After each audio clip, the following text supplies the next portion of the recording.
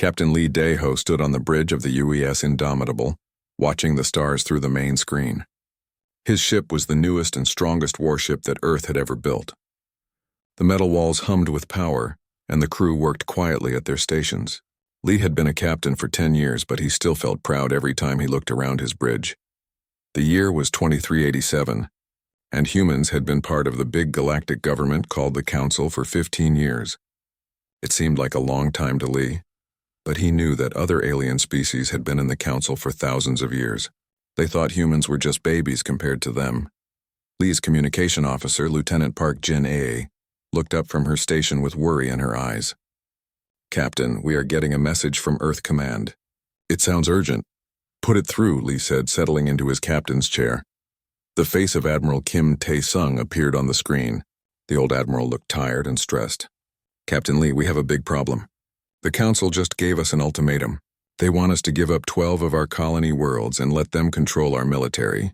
We have 3 days to answer." Lee felt his stomach drop. Those 12 colonies had millions of people living on them. They were good worlds with farms, mines, and cities that humans had built with their own hands. "What happens if we say no, Admiral?" "They say they will destroy us," Admiral Kim replied. "The Council has thousands of warships. We only have 200. They think we cannot fight them." Lee looked around his bridge. His crew was listening to every word, and he could see fear in their faces. But he also saw something else: anger. Humans did not like being pushed around. "What are your orders, sir?" Lee asked. Admiral Kim was quiet for a moment. "Take the Indomitable to the edge of Council space. Wait for further orders. And Captain," he paused, "Dr. Yoon Ji-woo is coming to your ship with some special equipment. Treat her project as top secret." The transmission ended, and Lee sat back in his chair. He had heard of Dr. Yoon. She was one of Earth's smartest scientists working on weapons that most people could not understand. If she was coming to his ship, it meant Earth was planning something big. 2 hours later, Dr. Yoon arrived with a team of scientists and a lot of strange-looking equipment. She was a small woman with sharp eyes and hands that never stopped moving. When Lee met her in the docking bay, she barely looked at him. "Captain, I need your biggest lab space and a direct connection to your main power system," she said quickly. "What I am building might be our only chance to survive." "What exactly are you building, Doctor?" Lee asked as they walked through the ship's corridors. Dr. Yoon stopped and looked at him carefully. "Something that has never been tried before. I call it the quantum disruptor. It can break apart anything at the smallest level, even smaller than atoms. But Captain, it might destroy this ship when we use it." Lee felt cold. "Might destroy the ship? What do you mean, might?" "I mean, I do not know what will happen," Dr. Yoon said honestly. "We have never tested it. The power needed is enormous. Your ship might not survive firing it, but if it works, it could change everything." Meanwhile, far away on the Council's main world called Nexus Prime, Ambassador Park Hyojin sat in the Great Council Chamber. The room was huge, with seats for hundreds of different alien species. Most of the aliens looked down at her like she was an insect. The leader of the meeting was Overlord Vextar, a tall alien with gray skin and 4 arms. His species, the Zinthari, had been the most powerful in the Council for 2,000 years. They thought they owned the galaxy. "Human ambassador," Vextar said in a voice like breaking glass. "Your people have 3 days to accept our demands. Give us 12 worlds and submit to our guidance or face the consequences." Park Hyojin stood up slowly. She was not very tall and she looked small in the giant chamber, but her voice was strong. "Overlord Vextar, Earth's answer is simple. We do not give up our people, and we do not bow to threats." Many aliens in the chamber made angry sounds. They were not used to anyone saying no to the Council. Vextar's eyes glowed with anger. "Foolish human," he said. "Your tiny fleet cannot stand against us. We have 3,000 warships ready to teach you a lesson. You will watch your homeworld burn." But Park Hyojin smiled. "Maybe our fleet is small, but humans have something you do not understand. We never give up, and we are much smarter than you think." Back on Earth, President Choi Min-ah met with her military leaders in the crisis room deep under the capital city. The room was full of screens showing Earth's defenses and the locations of their ships. Everyone looked worried except the president. "Admiral Kim," she said, "how long can our defenses hold?" Admiral Kim looked at the numbers on his screen. "Maybe 6 hours if we are lucky. The Council fleet is just too big, but we have one advantage. They do not know about Dr. Yoon's weapon. And if the weapon does not work? Asked Fleet Admiral Jang So-min. President Choi was quiet for a long time. Then she looked around the room at all her advisors. Then we fight anyway. Humans have always been survivors. We will not start giving up now. On the Indomitable, Dr. Yoon worked day and night with her team. Her assistant, Dr. Kang Min-ho, helped her connect cables and adjust machines that looked like nothing anyone had ever seen. The ship's engineer, Commander Bae Soo-young, watched nervously as they connected everything to the ship's power system. "Doctor, are you sure this will not blow up my engines?" Commander Bae asked. Dr. Yoon looked up from her work, her face covered in sweat. "I am not sure of anything, Commander. But if we do nothing, we are all dead anyway. At least this way, we have a chance."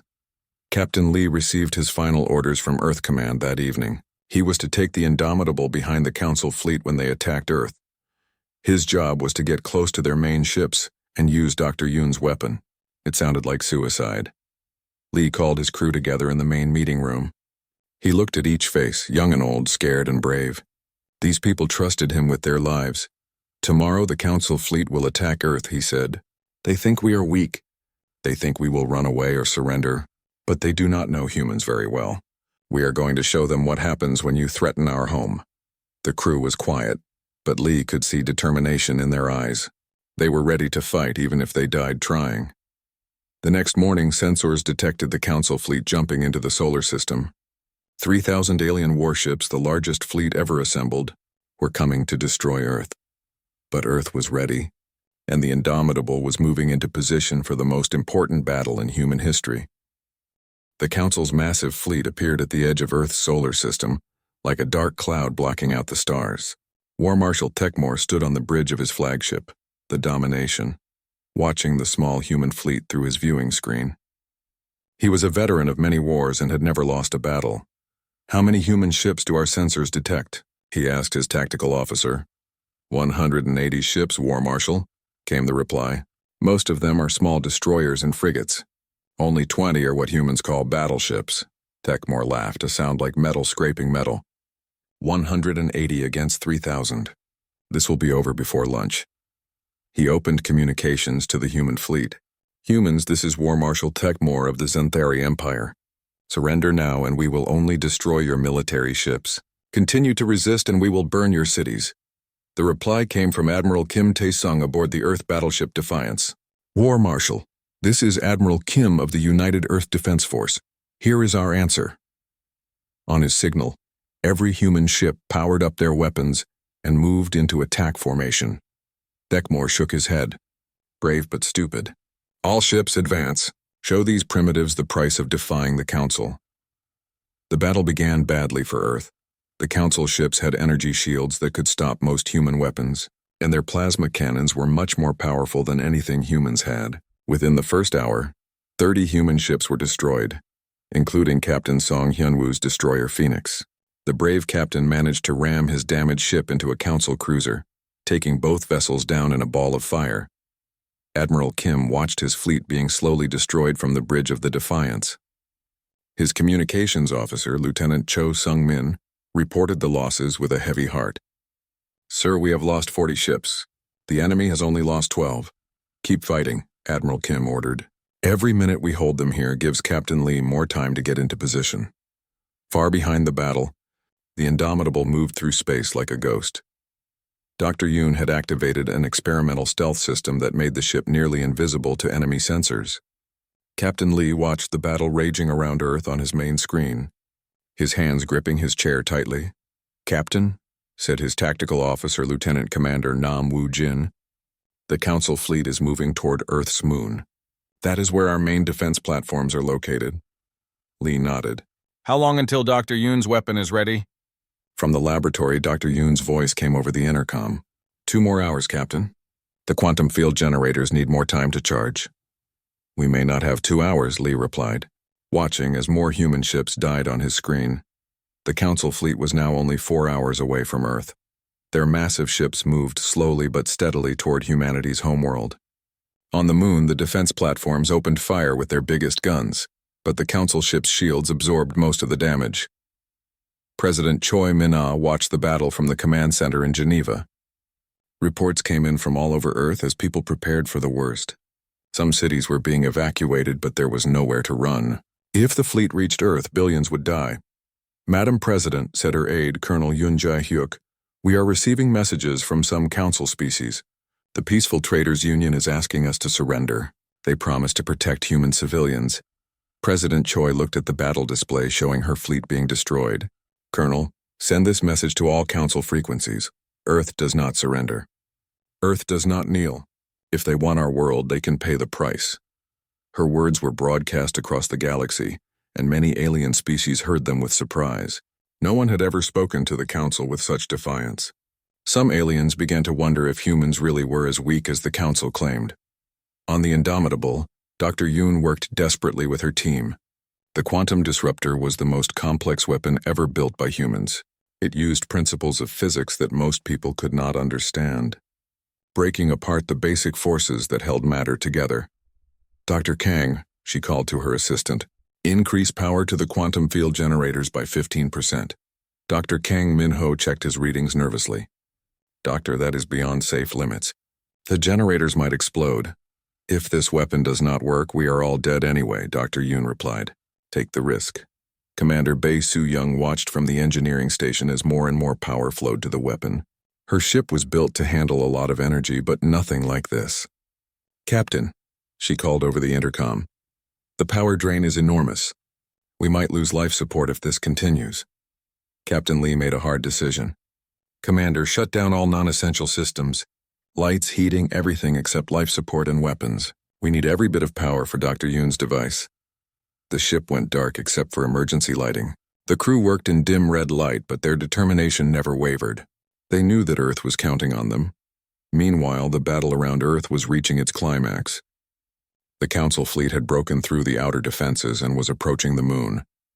The human ships fought bravely, but they were being destroyed one by one. Admiral Kim's flagship, the Defiance, had taken heavy damage and was barely able to fight. "Sir," reported Lieutenant Cho, "we have 40 ships left. The enemy still has over 2,800. Admiral Kim looked at Earth through his viewing screen.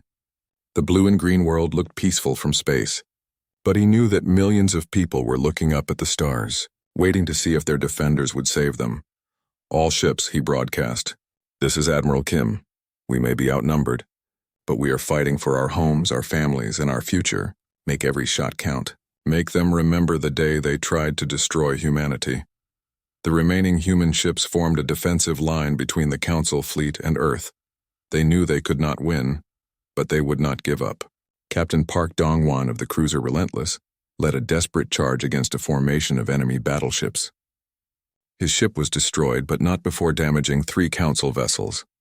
War Marshal Thekmore was beginning to feel annoyed. The humans were fighting much harder than expected, and their weapons were more effective than Council intelligence had reported. His fleet was winning, but they were paying a higher price than planned. "Sub-Admiral Kreloth," he called to his second-in-command, "take half the fleet and destroy those defense platforms on the moon. I want this resistance ended quickly." As the Council ships moved toward the moon, Captain Lee saw his chance. The enemy fleet was spreading out, making them easier to attack. "Dr. Yoon," he called, "we need to use the weapon now while they are separated." "It is not ready," Dr. Yoon replied from the laboratory. "The quantum matrix is only at 60% charge. Will it work at 60%? Lee asked. There was a long pause. "Maybe, but the effect will be much smaller and the risk to our ship will be much greater." Captain Lee looked around his dark bridge at his crew. They were all watching him, waiting for his decision. He thought about the billions of people on Earth, about the human colonies that would be enslaved if the Council won, about the future of his species. "Do it," he ordered. "Fire the quantum disruptor." In the laboratory, Dr. Yoon's hands moved over her controls. Quantum field generators at maximum. Energy matrix aligned. Firing in 10 seconds. The Indomitable shuddered as enormous amounts of power flowed through its systems. Lights flickered throughout the ship, and the air itself seemed to vibrate with energy. Every person on board could feel something was about to happen, something that had never happened before in the history of the galaxy. 5 seconds, Dr. Yoon announced. 4, 3, 2, 1. Firing now. The quantum disruptor fired with no sound, no flash of light, no visible beam. For a moment, nothing seemed to happen. Captain Lee stared at his screen, wondering if the weapon had worked at all. Then space itself began to change. A small area of emptiness appeared near the center of the Council fleet. It was not black like the space between stars. It was nothing at all, as if reality had been torn away. The hole was only a few kilometers wide, but it began to grow. War Marshal Techmore saw it first from his flagship. "What is that?" he demanded, pointing at the strange distortion on his viewing screen. His science officer, a nervous alien with 6 eyes, checked his instruments frantically. "War Marshal, I am reading massive quantum disruption. The fabric of space-time is being torn apart." "That is impossible," Techmore snapped. "No species has that kind of technology." But the evidence was right in front of him. The hole in space grew larger and larger, pulling in light, energy, and matter. The first Council ship to touch the edge simply disappeared. Not destroyed, not vaporized. It just stopped existing. On the Indomitable, Dr. Yoon watched her instruments with amazement and horror. "Captain, the quantum field is spreading faster than I calculated. It is creating a chain reaction." "What does that mean?" Captain Lee asked, though he was afraid of the answer.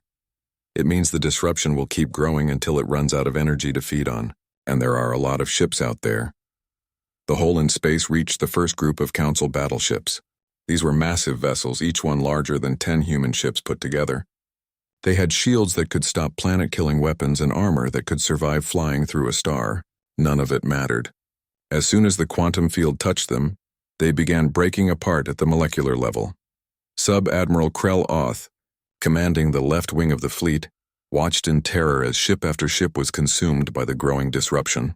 "All vessels, emergency retreat! Move away from the quantum field." But space combat ships were not built for quick escapes. They were heavy and slow to turn. Many Council ships were caught before they could run away. The crews sent desperate messages as their vessels were pulled into the void. Captain Lee felt sick watching the destruction. He had expected the weapon to destroy a few enemy ships, not create this monster that ate everything in its path. "Dr. Yoon, how do we stop it?" "We cannot stop it," she replied. "It will burn itself out when there is nothing left to consume." "But Captain, we have another problem. The quantum backlash is heading toward our ship." On the Indomitable's bridge, the lights began to flicker as reality itself bent around them. Lieutenant Park Jin-A reported from her station. "Captain, the navigation systems are going crazy. Space is twisting around us." Commander Bay's voice came over the intercom from engineering. "Captain, the quantum field is affecting our power core. If it gets any stronger, we will lose life support." Lee had to make a choice. Stay and try to ride out the quantum storm, or try to escape and risk being caught by the field. "All hands, prepare for emergency jump." "We are getting out of here now." The ship's jump drive activated just as the quantum disruption reached them. For a terrible moment, the Indomitable existed in 2 places at once: normal space and the twisted void created by the weapon. Half the crew felt like they were being torn apart, while the other half felt like they were floating in emptiness. Then they were clear, watching the destruction from a safe distance. The quantum field had consumed over 800 Council ships before finally burning itself out. Where there had been a mighty fleet, now there was only empty space and debris. War Marshal Techmore's flagship had survived because it was far from the initial blast, but most of his fleet was gone. His bridge was full of smoke and sparks from damaged systems. Officers ran around trying to fix broken equipment and count their losses. "Report," Techmore shouted. "War Marshal," his tactical officer said with a shaking voice. "We have lost 837 ships. Over 500,000 crew members are dead or missing." Techmore could not believe it. In all his years of war, he had never seen anything like this. "How many human ships did we destroy?" 43, sir. "But War Marshal, there is something else. Our sensors show that the attack came from a single human vessel. Just one ship did all this damage." For the first time in his life, Techmore felt afraid.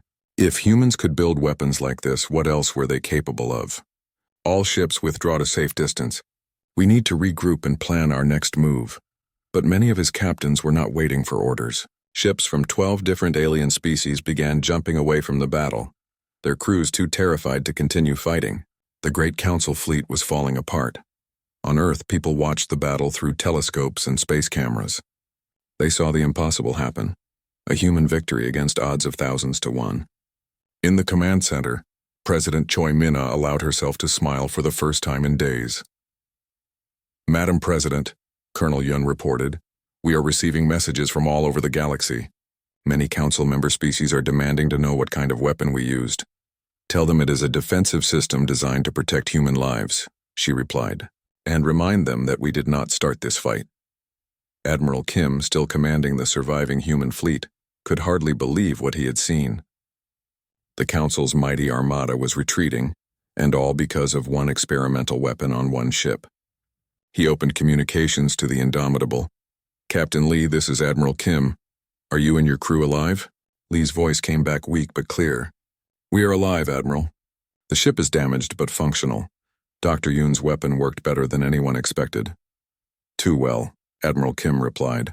Captain, what you did today changed everything. The galaxy will never be the same. On the Council's main world, Nexus Prime, the news arrived like an earthquake.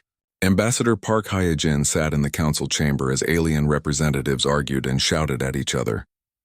Many species were demanding answers about the human weapon, while others were calling for immediate peace talks. Overlord Vextar looked like he had aged 100 years. His plan to crush humanity had failed completely, and now other species were questioning Zenthari leadership. Human ambassador, he said in a tired voice, your people have proven they are dangerous. This changes nothing. But Park Hye-jin knew it changed everything. Overlord Vextar, my people are not dangerous to those who leave us in peace. We only fight when we are threatened. If the Council wants peace, we are ready to talk.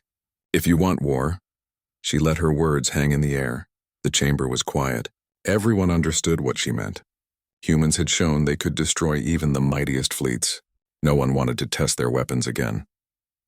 On the Indomitable, Dr. Yoon sat in her laboratory surrounded by burned equipment and smoking machines. Her weapon had worked, but it had also nearly destroyed her ship.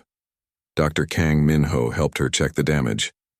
Doctor, he said quietly, what have we done? We destroyed almost 1,000 ships in minutes. Dr. Yoon looked tired and sad. We saved our people, Min-ho. But you are right to be worried. This weapon is too powerful. It could destroy planets, maybe even stars. We must be very careful how we use it. Captain Lee walked through his damaged ship, checking on his crew. Many were hurt from the quantum backlash, but Chief Medical Officer Dr. Lim Joo-hyun had everyone stable. The ship would need major repairs, but they had survived. Lieutenant Commander Nam Woo-jin approached his captain. Sir, we are receiving congratulations from all over human space. They are calling us heroes. Lee looked out at the stars through a cracked window. Heroes do not feel good about killing so many people, even enemies. But we did what we had to do. Earth is safe, and maybe now the galaxy will learn to leave humanity alone. The battle was over, but the war was not. The surviving council ships were regrouping at the edge of the solar system, trying to decide what to do next. Some wanted to retreat and never return. Others wanted to bring even bigger fleets to destroy this new human threat. War Marshal Thekmore knew his career was over. He had lost the largest fleet in Council history to a single human ship. But he also knew that retreating now would make the Council look weak to every species in the galaxy. Communications, he ordered. Send a message to Nexus Prime. Tell them we need the entire Council armada, every ship from every member world. If we are going to fight these humans, we need everything we have. But deep in his heart, Thekmore wondered if even that would be enough. Humans had surprised them once. Who knew what other surprises they were hiding?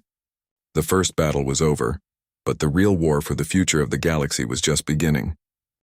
The news of humanity's impossible victory spread across the galaxy faster than light. On the trading world of Kepler Station, Merchant Captain Zolinar of the Peaceful Traders Union watched the battle recordings with amazement. His people had always been neutral in council politics, but this changed everything. Communications officer, he ordered, send a message to the council headquarters. The Peaceful Traders Union wishes to speak with the human ambassador about trade agreements. Similar scenes played out on hundreds of worlds. Species that had been forced to obey council orders for centuries suddenly saw hope.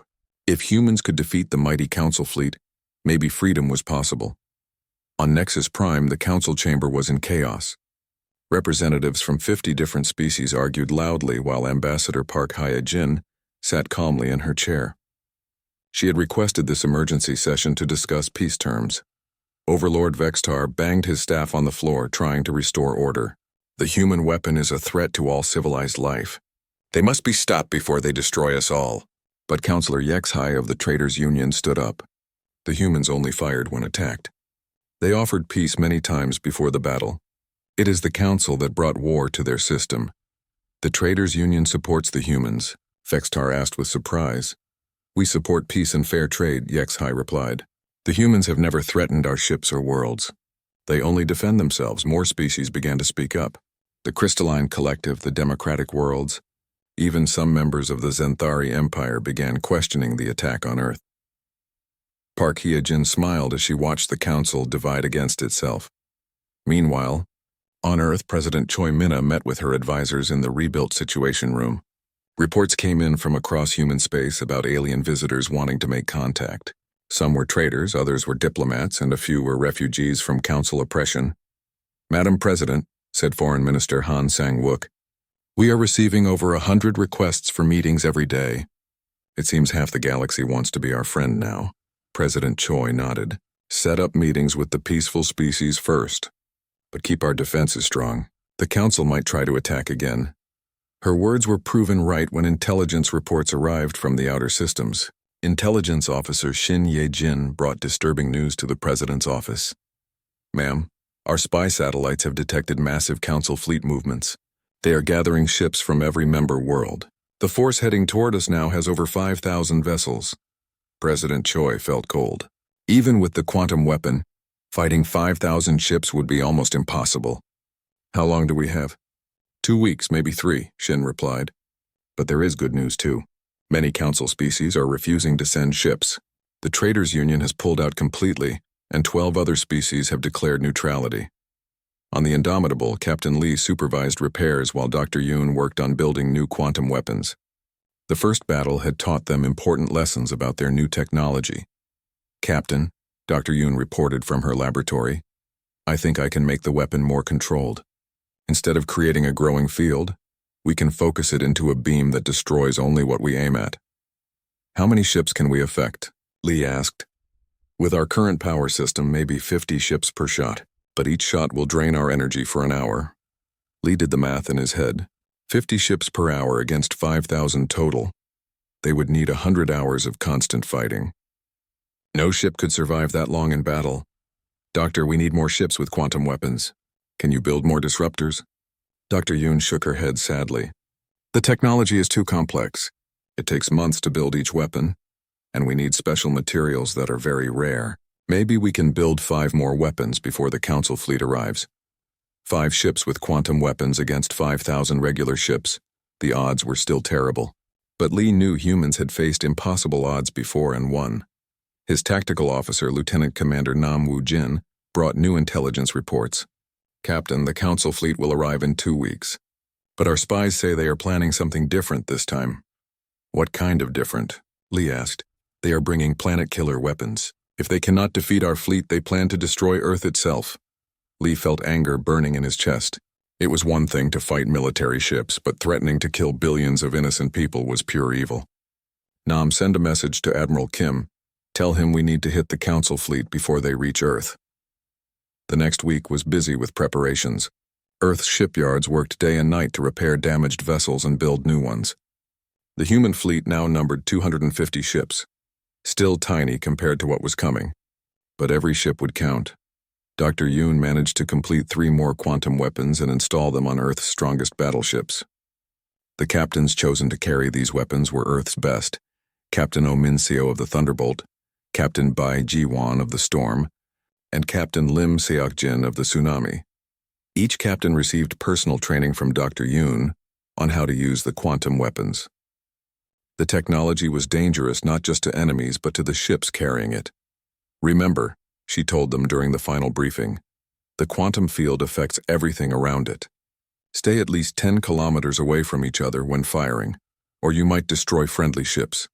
Captain Lee gathered all the quantum weapon captains for a final meeting. They were about to face the largest fleet ever assembled by the Council.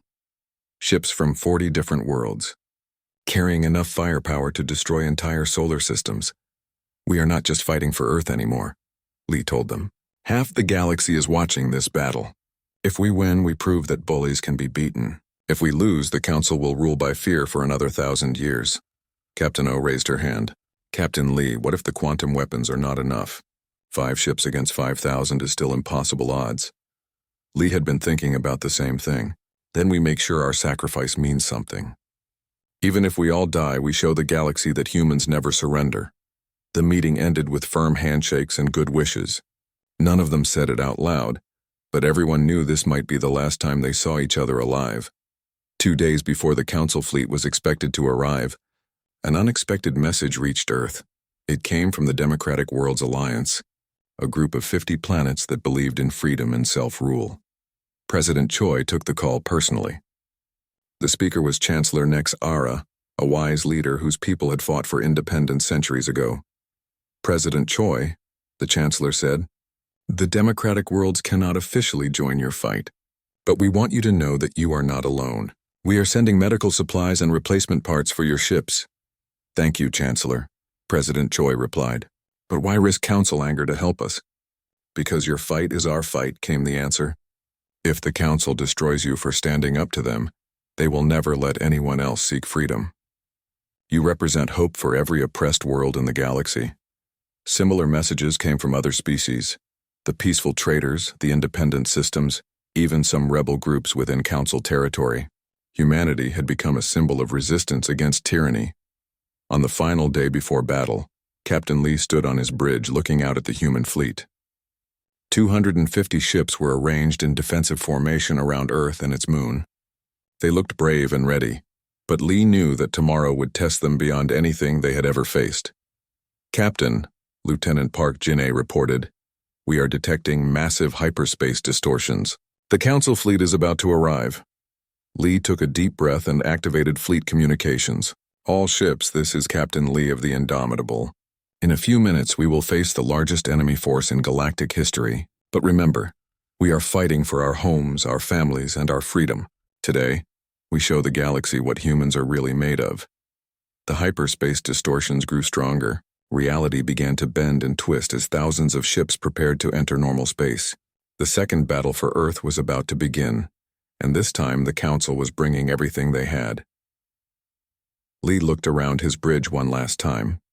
His crew was ready, Dr. Yoon's weapon was charged, and Earth's defenses were at maximum power. Whatever happened next, humanity would face it with courage and determination. "Here they come," whispered Navigation Officer Oh Min-seo, as 5,000 alien warships materialized in Earth's solar system, ready to finish what they had started. 5,000 Council warships appeared in Earth's solar system like a metal storm. The fleet was so large that it blocked out entire sections of stars. At its head flew the Annihilator, a massive ship twice the size of any vessel humanity had ever built. Grand Admiral Tormesh, the Council's supreme military commander, stood on the bridge of his flagship. Unlike War Marshal Thekmore, who had been demoted after his defeat, Tormesh was known for being careful and smart. He would not underestimate the humans. "Begin long-range bombardment of the human fleet," he ordered. "Stay outside the range of their quantum weapons. We will destroy them slowly from a safe distance." The Council fleet opened fire with thousands of energy cannons.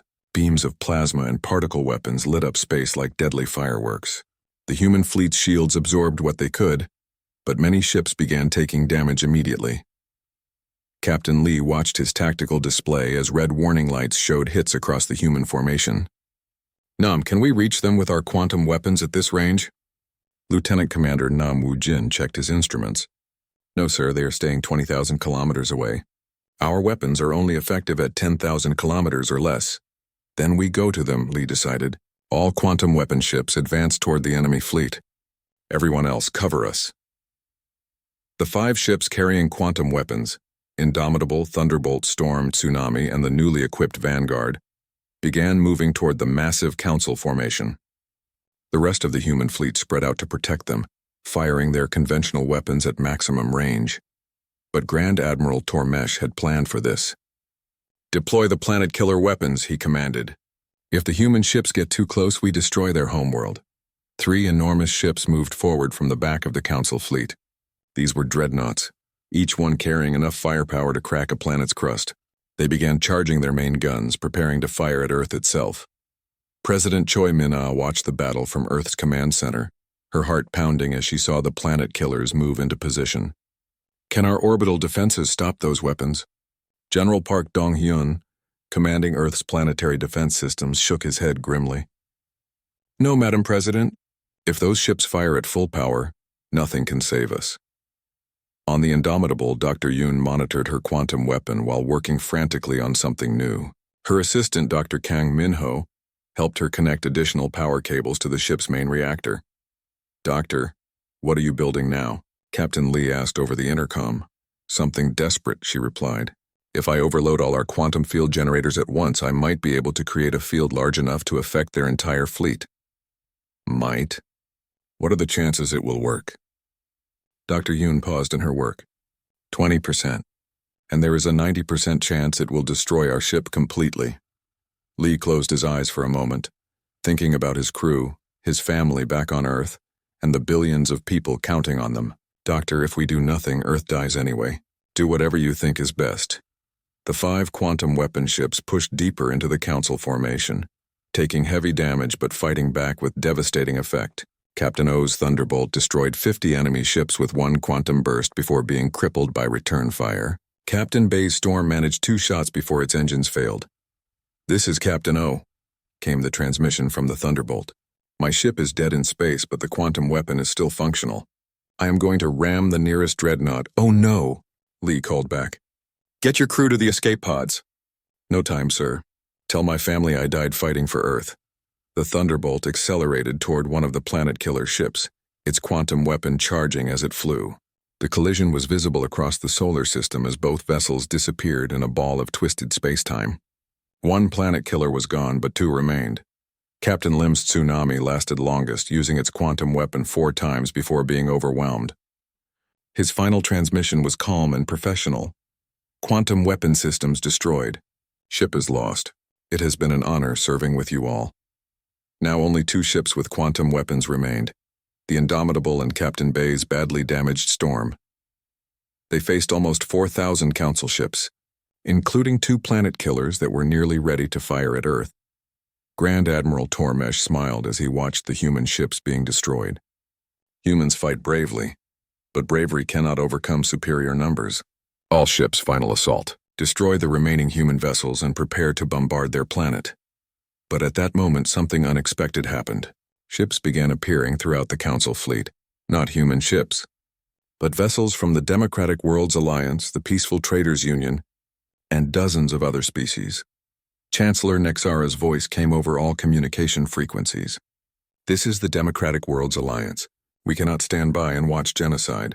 All free peoples of the galaxy, fight for humanity.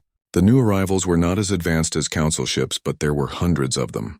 Trader vessels, exploration ships, even converted passenger liners joined the battle. Their crews knew they would probably die, but they fought anyway. On Nexus Prime, Ambassador Park Hae-jin watched the battle through long-range sensors in the Council chamber. Many alien representatives sat in stunned silence as their own people joined the fight against the Council fleet. Overlord Vextar pointed an accusing finger at her. This is your doing. You turned our own people against us. Park smiled. I did not turn anyone. You did that yourselves when you chose to become bullies instead of leaders. Free people will always fight against tyranny. Back in space, the arrival of Allied ships gave the human fleet new hope, but the odds were still terrible. Dr. Yoon made her final preparations as the Indomitable pushed toward the heart of the Council formation. Captain, she reported, the overloaded quantum generator is ready, but I need to be within 1,000 kilometers of their command ship to affect the entire fleet. 1,000 kilometers meant flying right into the middle of 5,000 enemy vessels. It was suicide.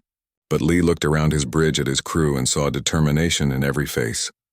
All hands, he announced over the ship intercom. Prepare for final attack run. We are going to end this war today. The Indomitable accelerated toward the Annihilator, taking devastating damage from hundreds of weapons. Commander Bay's voice came from engineering. Captain, we have lost main engines and life support is failing. Hull breaches on all decks. Keep us flying as long as you can, Lee replied. Dr. Yoon, how much longer? 30 seconds to optimal range, she answered. Quantum field generators at 200% power. Captain, the explosion will definitely destroy us. Lee thought of his wife, Lee Yunji, back on Earth, of the children who would grow up free because of what they were doing today. Dr. Yoon, fire when ready. The ship shook as more enemy fire hit them. Sparks flew from control panels and the lights flickered. Through it all, Dr. Yoon worked at her controls, fine-tuning the most powerful weapon ever created by human hands. 15 seconds, she called out. 10, 5. Firing now. The quantum field erupted from the Indomitable like an invisible wave of destruction.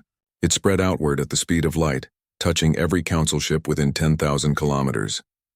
Unlike the first weapon that created a growing hole in space, this one simply made matter stop existing. Grand Admiral Tormesh had just enough time to realize what was happening before his flagship dissolved around him. The two remaining planet killers vanished without a trace. Over 3,000 council ships simply ceased to exist, leaving empty space where the galaxy's mightiest fleet had been. The Indomitable itself was caught in the edge of its own weapon's effect. The ship began breaking apart as the quantum field consumed its hull. Captain Lee felt the deck disappearing under his feet. All hands abandon ship, he ordered, but there was nowhere to go. The escape pods had been destroyed hours ago. Dr. Yoon's voice came weakly over the intercom. Captain, it worked. The council fleet is gone. Earth is safe.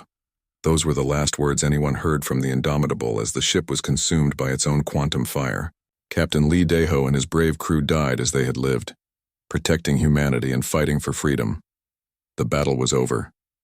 Of the 5,000 ships in the council fleet, fewer than 800 survived.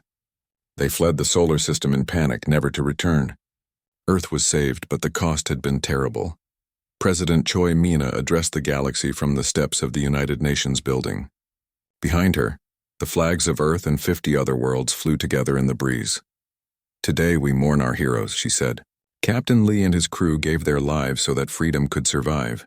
But we also celebrate because their sacrifice proved that no bully, no matter how strong, can defeat the combined will of free people fighting together. The galaxy had changed forever. The Council's age of domination was over. In its place came a new alliance of democratic worlds, led jointly by humans and aliens who believed in freedom and justice. Ambassador Park Hye-jin became the first Secretary General of the Galactic Democratic Alliance. Her first act was to establish a memorial for all those who died fighting tyranny, with Captain Lee Daeho's name at the top of the list.